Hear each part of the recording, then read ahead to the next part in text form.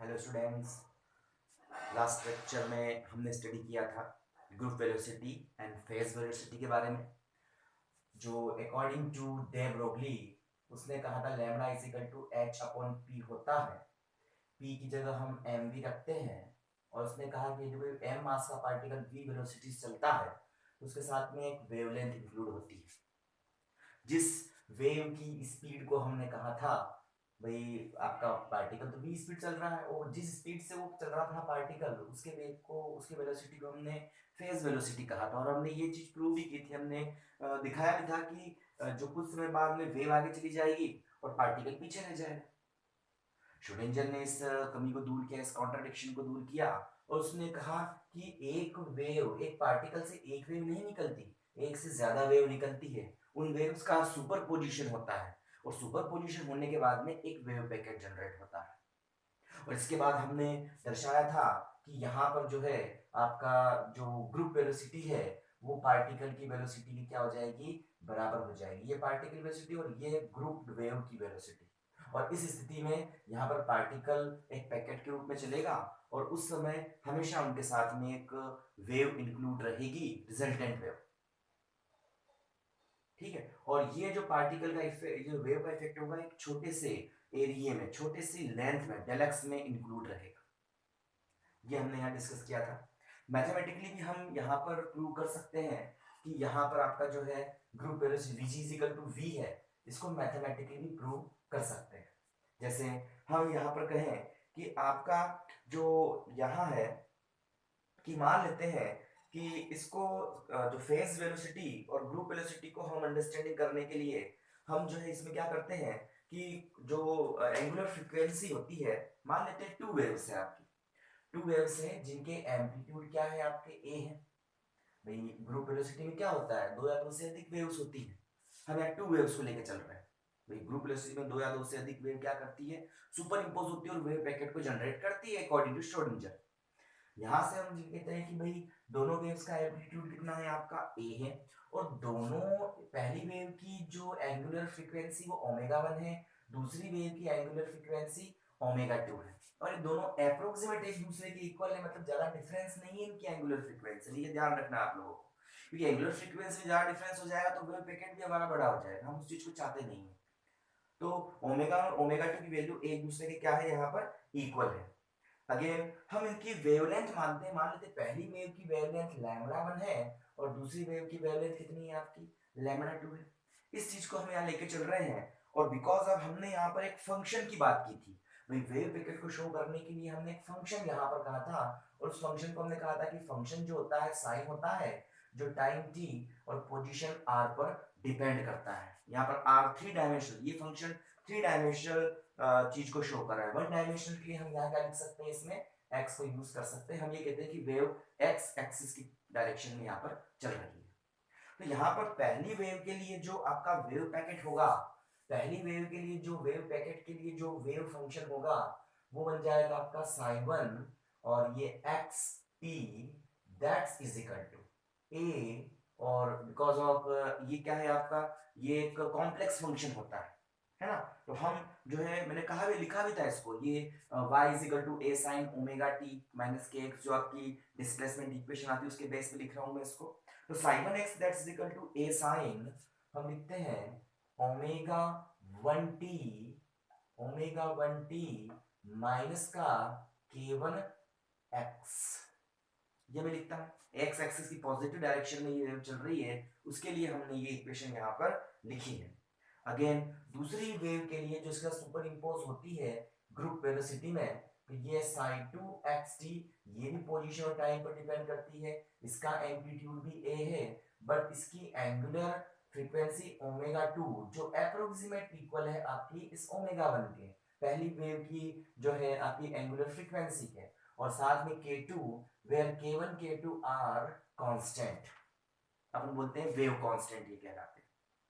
अब यहाँ पर जब ये आगे चलती है तो यहाँ से अपन जो है दोनों वेव्स का क्या होता है, यहाँ पर सुपर इंपोज होता है। दोनों वेव्स क्या होती है आपकी, सुपर इंपोज होती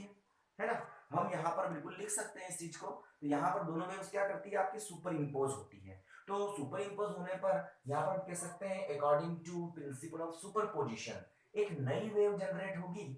साइन, इसका वेव फंक्शन क्या होगा, साइन होगा, और वो भी आपकी पोजीशन और टाइम पर डिपेंड करेगी। तो from the principal of superposition दोनों वेव क्या हो जाएंगी, यहाँ पर हम ऐड कर देते हैं, तो दोनों वेव्स का यहाँ पर सुपरपोजिशन हो जाएगा, और यहाँ पर जो है ये दोनों वेव्स क्या हो जाएंगी, इस तरह से आप इसको ऐड करते हैं। तो sign x T, sign to x T, sine one sine two की वैल्यू इसमें लाके रख दें, तो हमारे पास जो मिलता है साइन एक्स टी, ये बनता है that's is equal to sine one की जगह साइन वन की वैल्यू, साइन टू की जगह साइन टू की वैल्यू, तो अपने पास में ए कॉमन निकलता है, और यहां से मैं कह देता हूं साइन, मैं कह देता हूं इसको कितना, ये बना देता हूं मैं इसको भाई omega 1t minus k1x and plus sine omega 2t minus k2x, ये होता है आपका, बिल्कुल लिख सकता हूं इसको इस तरह से। यहां फॉर्मूला लग जाएगा साइन, ये पूरा c है, साइन d है, तो sine c plus sine d का यहाँ पर फार्मूला लग जाएगा, तो sine c plus sine d का फार्मूला लगा दे, तो a की जगह तो a है ना, sine c plus sine d क्या होता है, तो sine c plus sine d ये होता है आपका 2 cos c minus d by 2, तो यहां से 2, ये होता है 2 यहां से, और फिर यहां पर cos क्या होता है c माइनस डी, तो इसमें से हम इसको सब्ट्रैक्ट करते हैं, तो c माइनस डी होता है, मतलब ये बन जाएगा आपका omega 1 minus omega 2 into t sine c minus d, ये c है ये d है, तो ओमेगा 1 माइनस ओमेगा 2 दोनों से कॉमन निकाल लिया, फिर इसमें से हमें इसको सब्ट्रैक्ट करना है, तो हम यहाँ पर जब इनको सब्ट्रैक्ट करते हैं, तो हम यहाँ पर मैं इसको लिखता हूं माइनस का जो कितना है आपका, इसको लिख देता हूं मैं k1 माइनस k2, और दोनों में से x कॉमन निकाल लिया भाई, यहां से मैंने इसको लिख दिया, ये माइनस ये करना है, जब प्लस ये जब माइनस करूंगा तो ये प्लस में बदलेगा, उसमें से मैंने माइनस फिर से कॉमन निकाला k1 माइनस k2, ये तो होता है, और यहां पर क्या हो जाएगा, ये हो जाएगा आपका 2 cos, ये जो हो जाएगा आपका sine c plus sine d, 2 cos c minus d by 2, तो बाई 2 दोनों के अलग अलग कर दूं मैं, ये भी बाई 2 और ये भी बाई 2, ये बन जाता है मेरे पास में ये, और साथ में होता है into sine c plus d by 2, ऐसा होता है, तो इसको दोनों को ऐड करूंगा मैं, तो यहां से ये बन जाएगा अपने पास ओमेगा 1 प्लस ओमेगा 2, और दोनों में से कॉमन निकाल लिया मैंने t को, ये बाय 2, और इसको इसके साथ ऐड कर रहा हूं, तो माइनस माइनस कॉमन निकलेगा, और ये बन जाएगा k1 प्लस k2 और इंटू x, और इसके बारे में 2 लगा दिया फार्मूला हमने यहाँ पर, तो ये फार्मूला हमारे पास जनरेट होकर ये आ जाता है, ठीक है। अब हम कुछ चीजें मान लेते हैं, मान लेता हूं लेट यहां पर जो आपका ये ओमेगा 1 माइनस ओमेगा 2 ये है एंगुलर फ्रीक्वेंसी का डिफरेंस है, इसको मैं मान लेता हूं डेल ओमेगा, ओके, और जो ये आपका k1 माइनस k2 है ना, इसको मैं मान लेता हूं कितना, डेल के, ये मैं कह देता हूं इसको, एंड जो आपका ओमेगा 1 प्लस ओमेगा 2 बाय 2 ये वाली क्वांटिटी, ये दोनों फ्रीक्वेंसीज का एवरेज है, इसको मैं बोल देता हूं एवरेज ओमेगा, और साथ में ये k1 प्लस k2 बाय 2 इसको मैं बोल देता हूं k, ये मैंने k1 k2 का एवरेज निकाल लिया, तो ये दो चीजें मैंने तीन चार चीजें यहां पर मान ली, तो अपने पास रिजल्टेंट वेव क्या हो जाएगी इस चीज को यहां पर रखने पर, ये साइन आपकी बन जाएगी xt that's is equal to 2 है, तो है ही सही आपका एज इट इज, ये रहा 2 है, और ये बन जाएगा आपका cos, कितना हो जाएगा, ये बन जाएगा इन द ब्रैकेट मैं इसको लिख दूं डेल ओमेगा t बाय 2, मतलब del omega by 2 into t, ऐसा लिख दूं इसको मैं, ठीक है, ये लिख दिया मैंने इसको इस तरह से, माइनस साइन, और ये हो जाएगा डेल के बाय 2, ये हो जाएगा आपका, और साथ में कितना है आपका x, ठीक है, और साथ में आपकी यह रिटर्न हो रहेगी, तो क्या रहेगा आपका, यहां लिख देता हूं इसको मैं साइन ये बन जाएगा आपका ओमेगा टी और माइनस कितना है ये के एक्स, ये तो हो जाएगा एवरेज। मैंने इसको इस प्रकार मान लिया इसका, ये रिजल्टेंट वेव का एवरेज है। दोनों वेव का सुपरपोजिशन हुआ तो इनका क्या हो गया, एवरेज निकल गया। तो एवरेज वेव का आपका एंगुलर फ्रीक्वेंसी है ये। जो एवरेज वेव जो बनी है इसका जो है ये कांस्टेंट है। अगर आप ध्यान से देखिए तो ये इक्वेशन बिल्कुल ऐसी दिख रही है, sine x t that is equal to, ये जो टोटल चीज है ना आपकी ये पूरी, ये चीज कहलाती है इसका जो है एम्पलीट्यूड। अब एम्पलीट्यूड ये हो जाता है तो ए, और साइन, ये बिल्कुल ऐसी इक्वेशन यहां पर मिल जाती है। तो हम क्या कह सकते हैं कि जो वेव मुझे रिजल्टेंट मिलती है, तो यहाँ पर ये वेव एक ऐसे हार्मोनिक वेव को रिप्रेजेंट करती है जिसकी एंगुलर फ्रीक्वेंसी ओमेगा है, जिसका कांस्टेंट जो आपका वेव कांस्टेंट है वो आपका के है, और जिसका एम्पलीट्यूड है वो एम्पलीट्यूड कितना है, तो उसका जो एम्पलीट्यूड है एडेज्ड वो कितना है, तो वो है आपका 2a cos कितना है, ये हो जाएगा आपका del omega by 2 into t, है ना, और साथ में माइनस का ये है आपका del k by 2 into x, ये इसका रिजल्टेंट एम्पलीट्यूड आता है। ये हमारे पास रिजल्टेंट एम्पलीट्यूड आएगा इसका, ठीक है। तो यहाँ पर ये है, और इसमें हम ये कहते हैं कि इस ये जो वेव है ये कौन से, ये del omega by 2 angular frequency से और डेल के बाय 2 जो आपका वेव कांस्टेंट है उससे, ये वाली वेव क्या है, एम्पलीट्यूड है, एम्पलीट्यूडेड है, मतलब आयाम इसका एम्पलीट्यूड चेंज हो गया है, ठीक है ना। तो ये उस एनर्जी से बिल्कुल यहां से भरी हुई है। अब यहाँ पर इस तरंग समूह के जो आवरण के वेग को हम क्या बोलते हैं, देखो इधर, अगर इसका एक डायग्राम तैयार करो, तुम देखो मैंने कल कहा था आपका एक पार्टिकल से बहुत सारी वेव निकलती है, वेव चलती है कुछ ऐसे, ऐसे चलती है एक वेव, तो और दूसरी वेव भी यहाँ से स्टार्ट होती है, बट ये वेव थोड़ी सी कुछ समय बाद में क्या हो जाती है, ये जो है इस तरह से आगे बढ़ती है ऐसे। तो कुछ जगहों पर तो क्या होता है, देखो ये दोनों के क्रिस्ट से क्रिस्ट मिलता है और क्रिस्ट से ड्रफ्ट मिल रहा है, तो यहाँ पर क्या बन जाता है, ये कुछ ऐसा वेव पैकेट मिल जाता है, यहाँ से स्टार्ट होता है और यहाँ से होकर इसकी वैल्यू मैक्सिमम होकर के वापस से यहाँ पर क्या हो जाती है, मिनिमम हो जाती है, तो ये वेव पैकेट मिल जाता है। फिर से यहाँ से क्या होता है, दोनों तरंगे वापस से इसकी जो एनर्जी है वो इंक्रीज होने लगती है, यहाँ तक आते आते ये कम होते होते यहाँ पर खत्म हो जाएगी, और वापस इसकी एनर्जी इंक्रीज होती है ऐसे, और ऐसे इंक्रीज होती है, और जहां पर वापस से आपका ड्रफ्ट और क्रिस्ट मिल जाते हैं तो वहां पर वापस से क्या हो जाता है आपका, फिर से इसकी जो इंटेंसिटी मैक्सिमम, इसका एम्पलीट्यूड मैक्सिमम हो जाता है। तो हम इस लास्ट दोनों पॉइंट्स को अगर मिला देते हैं, मिनिमम इंटेंसिटीज के जो पॉइंट है इनको, तो हमारे पास में एक ग्रुप मिलता है, और इसी ग्रुप को अपन क्या बोलते हैं, जो है वेव ग्रुप कहते हैं, और इसकी जो वेलोसिटी होती है वो ग्रुप वेलोसिटी होती है। इसका जो ऊपर का आपका जो पोर्शन है ना, ये किसी वेलोसिटी से ये भी चल रहा होता है, और ये जो आपका एडेश आया है ना एम्पलीट्यूड टोटल, वो आपके इसी एनवालोप का एम्पलीट्यूड है।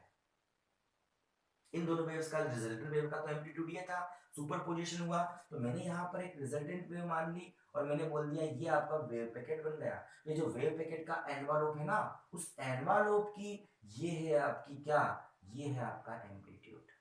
और इस एनवालोप का ये है आपका वेव फंक्शन, ये पैकेट बन गया आपका। इसी तरह तो काम हो रहा है, तो पैकेट बन जाता है, तो ये इसकी जो है ग्रुप है, और इसकी ये किसी वेलोसिटी से चलता है, और इसी की वेलोसिटी को अपन क्या बोलते हैं, ग्रुप वेलोसिटी बोलते हैं। ये जो पैकेट चल रहा है जिस वेलोसिटी से, उसको अपन बोलते हैं यहाँ पर ग्रुप वेलोसिटी। आया ना समझ में। तो यहाँ पर मैं इस ग्रुप वेलोसिटी को लिख देता हूँ, यहाँ पर जो है जिस वेलोसिटी से ये पैकेट चल रहा है उसकी वेलोसिटी को आप क्या बोलते हो, यहाँ पर ग्रुप वेलोसिटी यहाँ पर अपन कहते हैं। और इसमें यहाँ पर मैं बोल देता हूँ कि इस ग्रुप वेलोसिटी के लिए अगर ये इसका एम्पलीट्यूड है तो एम्पलीट्यूड भी उसका कांस्टेंट है, एक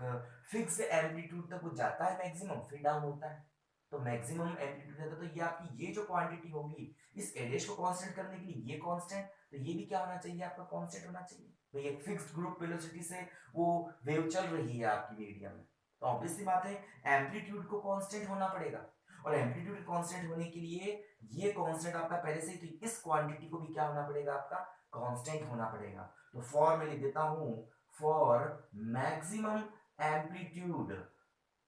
ऑफ किसका, ये रिजल्टेंट आपका एम्पलीट्यूड है और ये किसका है, आपका पैकेट का है, वेव पैकेट का है। तो उस कंडीशन में इसके मैक्सिमम होने के लिए जो है आपका क्या हो जाएगा, ये टर्म भी क्या हो जाएगी आपकी कांस्टेंट हो जानी चाहिए। मतलब del omega by 2 into t minus का del k by 2 into x is equal to, ये क्या हो जाना चाहिए आपका कांस्टेंट हो जाना चाहिए, ये कांस्टेंट मिल जाना चाहिए इसको, तो यहाँ पर कांस्टेंट हो जाएगा, है ना। यहाँ पर अब हम इसको सॉल्व करते हैं, तो यहाँ से हमें मिलता है, इसको हम कांस्टेंट बोल देते हैं, और कांस्टेंट बोल करके अब हम इस चीज को उठा के उधर ले जाते हैं। कांस्टेंट में जब ये दोनों का डिफरेंस कांस्टेंट है, अगर कांस्टेंट में कुछ जोड़ोगे तो ऑब्वियस बात है वो चीज कांस्टेंट ही रहेगी। तो मैं इसको उठा के उधर ले जाता हूँ, मैं लिख देता हूँ इसको del omega by 2 into t that's is equal to del k by 2 into x plus constant. तो कांस्टेंट का तो बोली दोनों मिलकर कांस्टेंट ही बन रहा है, तो अपन इसको कांस्टेंट लिखते हैं, प्लस कांस्टेंट ना लिखते हुए मैं इसको इसके इक्वल लिख देता हूँ, तो ये आपका इसके इक्वल हो जाएगा, लिख सकते हैं। अब मैं यहां से वैल्यूज फाइंड आउट कर लूं, मैं वैल्यू फाइंड आउट करता हूं x अपॉन टी की, तो x अपॉन टी ये कितना बन जाएगा आपका, तो x के डिनोमिनेटर और इसके डिनोमिनेटर में, मतलब ये बन जाएगा आपका डेल ओमेगा अपॉन में डेल के, ये तो होता है। और चूंकि यहां पर ये जो आपका x अपॉन टी आया है, ये टी टाइम पर पोजीशन को यहां पर रिप्रेजेंट करता है, और ये हमने सॉल्व किया है इस वेव पैकेट के लिए। तो ये आपकी एक वेलोसिटी बनती है विद रिस्पेक्ट टू टाइम, जो आपका डिस्प्लेसमेंट होता है, जो इस पोजीशन में चेंज होता है, वही तो आपकी वेलोसिटी बनती है। और ये निकाली हमने वेव पैकेट के लिए, इसलिए ये वेलोसिटी तो होगी, और इस वेलोसिटी को बोलेंगे अपन ग्रुप वेलोसिटी, और ये बन जाएगी डेल ओमेगा अपॉन में डेल के। ये अपने दो वेव्स के लिए, अगर बहुत सारी वेव्स इसमें इंक्लूड है तो अपन पूरे के पूरे अगर वेव पैकेट को बहुत सारी वेव से मिलके बना मानते हैं, तो हम इसी चीज को, इसी टर्म को अपन लिख सकते हैं इंफिनिटी वेव के लिए, हम इसको लिख सकते हैं डी ओमेगा अपॉन में डी के, लिख सकते हैं इसको, बहुत सारी वेव्स के लिए लिख सकते हैं अपन इसको। तो यहाँ पर अपन ने दो वेव्स ली थी, जो डेल अपन ने बहुत कम सा डिफरेंस माना था, अगर इसको मैं पूरे के पूरे लिखना चाहूँ, अपन यहाँ पर दो, यदि तरंग दो तरंगों के स्थान पर यहाँ पर सतत रूप से हमारे पास बहुत सारी वेव्स हो, तो उन सब के लिए मैं इस इक्वेशन को इस प्रकार से ग्रुप वेलोसिटी को चेंज करके लिख सकता हूँ। तो आपकी जो वीजी आती है वो आपकी बन जाती है कितनी, इतनी बन जाती है। अगेन मैं यहाँ से इस इक्वेशन से भाई आपका अगर यहाँ है ये कांस्टेंट हो गया है ना, और अगर मैं इसकी सिर्फ सिंगल वेव की बात करता हूँ, ये पूरी पूरी इक्वेशन है, ये इक्वेशन सिंगल वेव को शो करती है, ये इक्वेशन सिंगल वेव को शो करती है, ये इनके सुपर इंपोज को शो करती है, ये सुपर इंपोज के बाद में इसका एम्पलीट्यूड आता है, अगर इसको कंपैरिजन करें तो ये भी एक रिजल्टेंट वेव बनाएगी, है ना। और उसके लिए आपका omega T minus k x है, इसके कांस्टेंट होने के लिए इसकी भी एक फाइनाइट वैल्यू होती है, अपन इसकी अभी प्रॉपर्टीज की बात करेंगे, तो इसकी फाइनाइट वैल्यू होने के लिए यहाँ पर क्या होना चाहिए, omega T minus k x भी क्या होना चाहिए, कांस्टेंट होना चाहिए। तो अगेन मैं इसको लिख सकता हूँ, तो अगेन मैं लिख देता हूँ आपका omega T minus k x बराबर 0, या आपका जो ये कांस्टेंट हो जाना चाहिए, नियत हो जाना चाहिए, 0 तो होते हुए इसको अपन कांस्टेंट कहते हैं। इसको उठा के उधर ले जाता हूँ, तो ये बन जाता है आपका कितना, omega T minus k x, जिसको उठा उधर ले गया तो इज इक्वल टू के एक्स प्लस कॉन्स्टेंट, मतलब के एक्स ही हो जाएगा। और यहां से फिर से मैं इसको लिख देता हूं x अपॉन में t इज इक्वल टू कितना बनता है, ये बनता है आपका के ओमेगा अपॉन में के, और ये जो आपका आता है ये सिंगल वेव के लिए यहाँ पर शो किया जा रहा है इसको, भाई आपका जो पैकेट बना वो भी एक प्रकार सिंगल पैकेट तो है, तो उस पैकेट के लिए हम यहाँ पर कह सकते हैं, तो यहाँ पर ये बन जाती है आपको क्या, ये बन जाती है phase velocity vp, vp is equal to omega upon में के। ये चीज तो मैंने पहले कही थी, चाहो तो आप इसको भी लेके चल सकते थे, इसको इसके कांस्टेंट होने के लिए इसको कांस्टेंट हो जाना चाहिए, तो ओमेगा 1 k1 वो आपका वो बनता है। अपन इसको एक जो है बड़ी फॉर्म में इसको लिख दिया ओमेगा 1 k1 बोलो, या इसको एक अपन आर्बिट्रेरी फॉर्म में बोल दो, वो ओमेगा ओमेगा टी तो आपकी एंगुलर वेलोसिटी थी, k1 k2 ये दोनों वेव्स के कांस्टेंट थे। अगर इस इक्वेशन को omega T minus k x से शो करना चाहता हूं, तो इस वेव को कांस्टेंट होने के लिए omega T minus k x का मान कांस्टेंट हो जाना चाहिए, तो उससे अपन इस वेव के लिए फेज वेलोसिटी निकालते हैं, और इसका सुपर इंपोज के बाद में इसको कांस्टेंट करके अपन निकाल लेते हैं ग्रुप वेलोसिटी vg की, हम यहाँ बात कर लेते हैं। दो चीजें हम यहाँ पर फाइंड आउट कर चुके हैं। अब यहाँ से फिर से अपन कहें तो अगेन अब हम यहाँ पर प्रूव करना चाहेंगे, हम ये कह रहे हैं कि आपका जो पार्टिकल है वो पार्टिकल v वेलोसिटी से चल रहा है, जिसकी फेज वेलोसिटी आपकी ये है, इक्वेशन 2 से दी जा रही है, और इसकी जो ग्रुप वेलोसिटी है वो vg है, और हम यहाँ पर प्रूव करना चाहते हैं कि जो v होगा पार्टिकल की वेलोसिटी होगी वो इससे तो छोटी होगी, हम पहले ही कह चुके हैं, लेकिन पार्टिकल की जो वेलोसिटी होगी वो आपकी ग्रुप वेलोसिटी की क्या होगी, इक्वल होगी। अगर ये हम प्रूव कर देते तो हम श्रोडिंगर इक्वेशन को बिल्कुल यहाँ पर प्रूव कर देते, श्रोडिंगर की जो बात कही थी उस बात को बिल्कुल अपन यहाँ पर प्रूव कर देते। तो उसको प्रूव करने के लिए हम यहाँ पर अगेन इसको लेके चलते हैं आगे। तो हम जानते हैं लैम्बडा इज इक्वल टू क्या होता है आपका h अपॉन में m v होता है। इक्वेशन नंबर 3 में बोलता हूँ m उस पार्टिकल का मास है जो v वेलोसिटी से चल रहा है, तो लैम्बडा उसकी वेवलेंथ है, सिंगल वेवलेंथ मतलब फेज वेलोसिटी, ये आपको ध्यान होना चाहिए। तो ये आपको इतना लिख देता हूं मैं। अगेन मैं लिखता हूं k is equal to 2 pi upon lambda होता है अपना वेव कांस्टेंट, इस लैम्बडा की वैल्यू में यहां लाके रख देता हूं, तो कितना बन जाएगा, ये बन जाएगा आपका यहां से this implies k is equal to कितना बन जाएगा, लैम्बडा जब मैं h अपॉन mv रखूंगा तो 2 पाई mv अपॉन में कितना हो जाएगा आपका 2 पाई mv अपॉन में लैम्बडा, सॉरी 2 पाई mv अपॉन में h, और मैं इक्वेशन लिख सकता हूं यहाँ बिल्कुल k इज इक्वल टू क्या लिख सकता हूं मैं लिख सकता हूं इसको 2 पाई v और m0 अपॉन में h into under root of 1 minus v square upon में c स्क्वायर लिख सकता हूं बिल्कुल मैं, from the theory of relativity of Einstein, Einstein की थ्योरी ऑफ रिलेटिविटी से m is equal to m0 upon में 1 माइनस v स्क्वायर अपॉन में c स्क्वायर, उससे मैंने इसको ये लिख दिया। ये अपने पास k की वैल्यू आ जाती है, तो k इज इक्वल टू आपका इतना हो जाता है, ठीक है। तो ये इसको नाम दे देता हूं मैं, इक्वेशन नंबर बोल देता हूं इसको मैं फोर्थ बोल देता हूं, ये मैंने बोल के छोड़ दिया, ठीक है। आगे मैं कहता हूं कि ओमेगा जो आपकी जो वेव चल रही है, ये v मास से आपका सिंगल वेव चल रही है, उसके लिए मैंने ये आपका k निकाल दिया, और उसी सिंगल वेव के लिए मैं एंगुलर वेलोसिटी की बात करता हूं, और एंगुलर वेलोसिटी जो होती है उसकी वो कितनी होती है, वो होती है आपकी, यहां से लिख देता हूं मैं इसको omega is equal to 2 pi nu, ये होती है,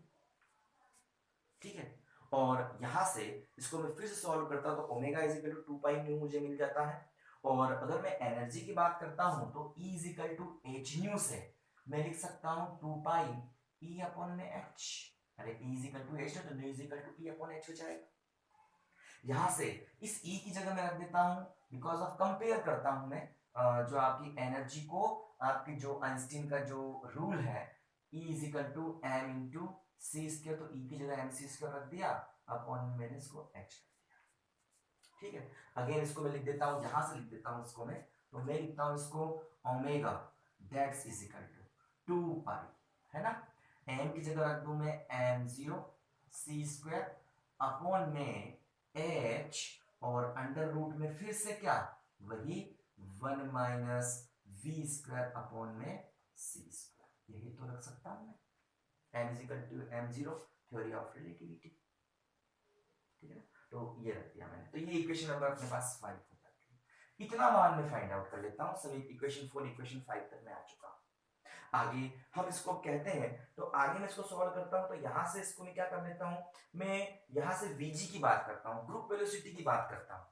क्या मैं ग्रुप वेलोसिटी को ऐसे लिख सकता हूं, यहां लिख रहा हूं मैं ग्रुप वेलोसिटी को, मैं इसको लिख देता हूं vg that's is equal to, मैं इसको लिख देता हूं d ओमेगा, ये लिख दिया इसको मैंने यहां से d ओमेगा, और अपॉन में इसको मैं लिख देता हूं यहां से, मैं इसमें लिखता हूं इसको d ओमेगा अपॉन में dv, और इस पूरे के डिनोमिनेटर में मैं लिख देता हूं dk अपॉन dv, कोई इफेक्ट पड़ेगा क्या, और इस इक्वेशन को बोलता हूं ये फर्स्ट a बोल देता हूं, इसको मैं बोल देता हूं फर्स्ट d, यही लिखती है इस इक्वेशन, मतलब मैंने dv से गुणा कर दिया, dv से क्या कर दिया मैंने इसको, मतलब 1 अपॉन dv से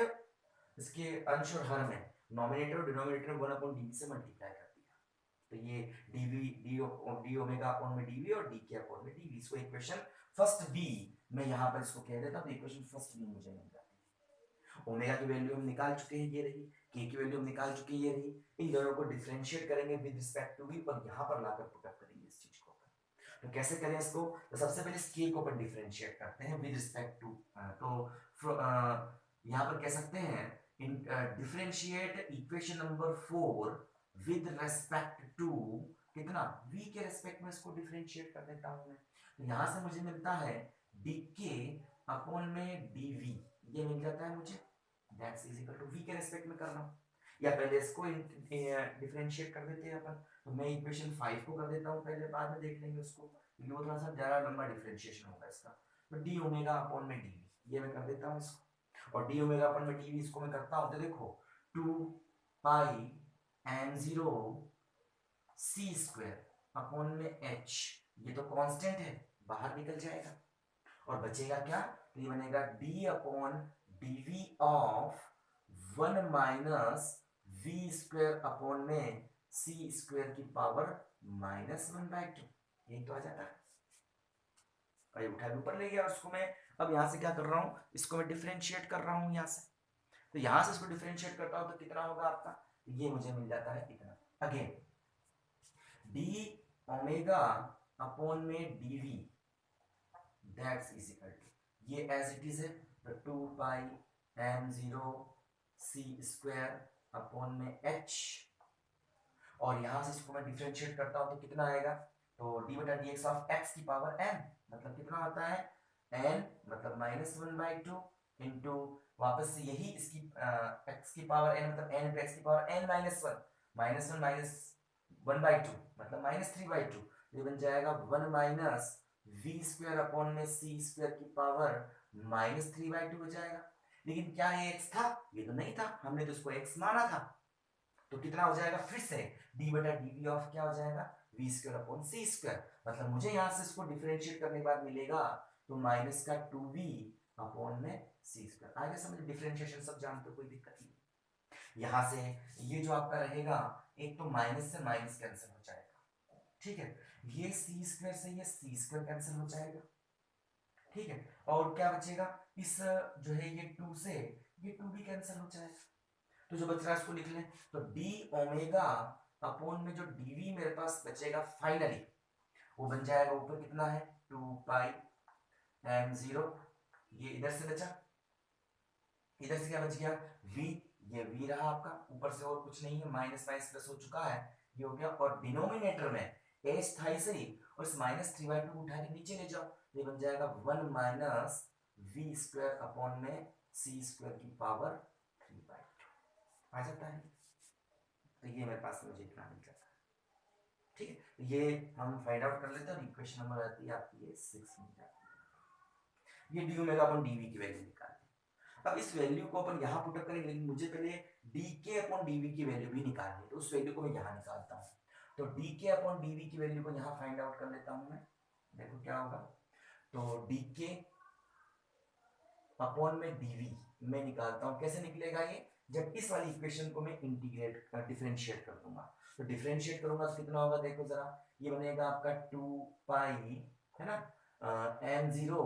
है बिल्कुल, ये तो बाहर रह जाएगा, h भी बाहर निकल जाएगा, और जो अंदर बच जाएगा d बटा dv ऑफ क्या बच जाएगा आपका अंदर, वो बन जाएगा आपका कितना है v, और ये बन जाएगा आपका कितना 1 माइनस v स्क्वायर अपॉन में c स्क्वायर की पावर जो है -1/2, उठा के वापस से ऊपर ले जाऊंगा इसको। अब देखो डबल फंक्शन बन रहे हैं, फर्स्ट सेकंड वाले से सॉल्व करना पड़ेगा इसे, तो मैं इसको लिख देता हूं यहाँ पर dk अपॉन में dv, ये तो आपका एज इट इज है, that's is equal to 2 pi m0 upon में h, ये भी एज इट इज है, फर्स्ट सेकंड फंक्शन लगा देता हूं उसमें मैं, तो फर्स्ट d बटा dv ऑफ सेकंड, सेकंड को डिफरेंशिएट कर रहा हूं, तो क्या होगा देखो जरा ध्यान देना, मैं लिख देता हूं इसको -1/2, बाहर आ जाएगा, इसको डिफरेंशिएट कर रहा हूं तो कितना बन जाएगा 1 माइनस v स्क्वायर अपॉन में c स्क्वायर की पावर कितनी हो जाएगी -3/2 हो जाएगा। अगेन क्या ये आपका v था, नहीं था, आपने पूरे को भी माना था, तो अगेन इसको फिर से डिफरेंशिएट कर दूंगा, तो ये माइनस का 2v अपॉन में c स्क्वायर बन जाएगा इतना, ऐसा प्लस फर्स्ट डी बटा D x of second plus का सेकंड, सेकंड क्या है आपका 1 माइनस वी स्क्वायर अपॉन में सी स्क्वायर, ये है, और डी बटा डी वी ऑफ वी, इसका क्या बन जाएगा आपका 1 हो जाएगा। क्लियर है? तो अपन ने इसको इस तरह से डिफरेंशिएट कर दिया, और अपने पास में इसकी पावर कितनी है आपकी -1/2 तो आएगी, ये एज इट इज आ जाएगा आपका, ऐसा कैसे, सेकंड एज इट इज है। थोड़ा सॉल्व कर लेते हैं इसको। तो देख रहे हैं यहाँ से आपका जो है, सबसे पहले ये वी स्क्वायर बचता है इधर, ये 2 से जो 2 है ये आपका कट जाता है, तो कितना बचता है ये, तो that's is equal to d k upon d v जो बनता है, दैट्स इज इक्वल टू, ये एज इट इज है 2 पाई एम नॉट अपॉन में एच, ठीक है, और ब्रैकेट के अंदर यहां क्या होगा, माइनस माइनस प्लस हो जाएगा, v इंटू वी मतलब v स्क्वायर हो जाएगा अपॉन में c स्क्वायर हो चुका है, और कितना हो गया ये बन गया आपका, इसको डिनोमिनेटर में ले आऊं वापस से उठा के मैं, तो कितना, यहां से देखो v स्क्वायर हो गया और c स्क्वायर मैंने लिख ही दिया इधर, उसको डिनोमिनेटर में लिया तो ये बन जाएगा 1 minus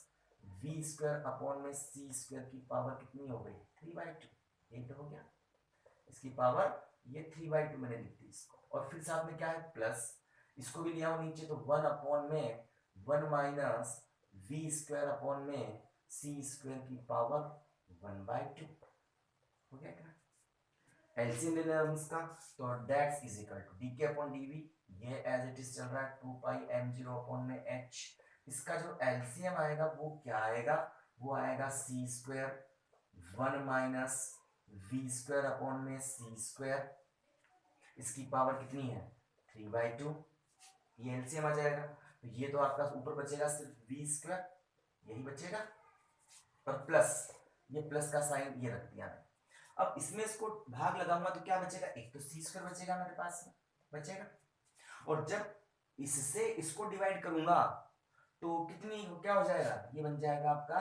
1 minus v square upon में सी स्क्वायर, इतना ही तो बचेगा, थोड़ा और सॉल्व कर लें, तो 2 pi m0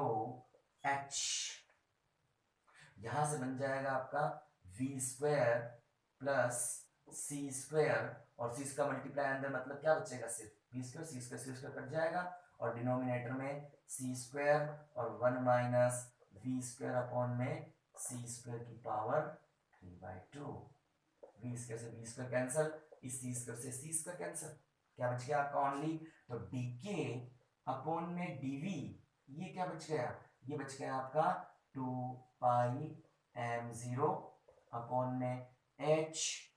1 minus v square upon में सी स्क्वायर की पावर 3/2, ठीक ना। अब देखो डी ओमेगा अपॉन डीवी निकाल लिया मैंने, इतना है ना, और यहां पर ये 2 पाई m0 v, इस वैल्यू को उठा के इसमें लाके रख दे, है ना, तो फ्रॉम इक्वेशन 6 क्या बन जाएगा, फ्रॉम इक्वेशन 6 क्या हो जाएगा आपका, ये बन जाएगा डी ओमेगा अपॉन में d v, that's is equal to, इसमें इस वैल्यू ला के रख रहा हूं, तो देखो v तो ऐसे है 2 pi m0 h 1 minus v square c to the power 3/2, पूरे की जगह dk अपॉन dv रख दूंगा, तो ये बन जाएगा आपका dk अपॉन में dv इनटू साथ में कितना है आपका v, चल ही रहा है, ये v वाला बच गया यहां वाला, अब क्या हो जाएगा, यहां से इस dk अपॉन इसको लिख दूं d ओमेगा अपॉन में dv, और इसके डिनोमिनेटर में dk अपॉन में dv, that's is equal to v, and from equation first b, equation first b से जो मैंने अभी इक्वेशन लिखी थी यहाँ पर ये वाली, ये d omega upon dv d के अपॉन dv vg के बराबर होता है, तो यहाँ से मिल जाता है अपने पास में vg is equal to v, इसका मतलब ये है कि अगर हम एक सिंगल वेव न मानने के बजाय अगर हम वेव पैकेट्स को मान लें जिसका एम्पलीट्यूड इतना है, तो उस कंडीशन में हमारे पास में जो है आपकी जो पार्टिकल की वेलोसिटी होती है वो ग्रुप वेलोसिटी के इक्वल आ जाती है, और हमारे पास में जो ये चीज जो श्रोडिंगर ने चीज कही थी वो चीज इस चीज को पूरी तरह से बिल्कुल डिफाइन कर सकती है कि आपका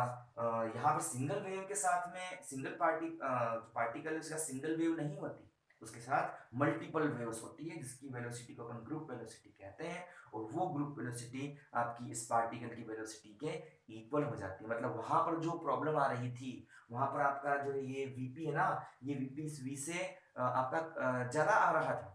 मतलब पार्टिकल पीछे रह रहा था अगर सिंगल एक मारने से। लेकिन जब अपन सुपर पोजिशन करते हैं, सुपर पोजिशन करने के बाद में जब ग्रुप वेलोसिटी पार्टिकल की वेलोसिटी के इक्वल हो जाती है और हमारे पास श्रोडिंगर का जो एस्यूम्पशन था वो भी यहाँ पर प्रूव हो जाता है। ठीक है, तो इस तरह से अपन जो है इस चीज को प्रूव कर सकते हैं यहाँ पर। तो ये आपका इतना हुआ। नेक्स्ट वीडियो में हम आगे बात करेंगे अगले वाले टॉपिक की। चलिए।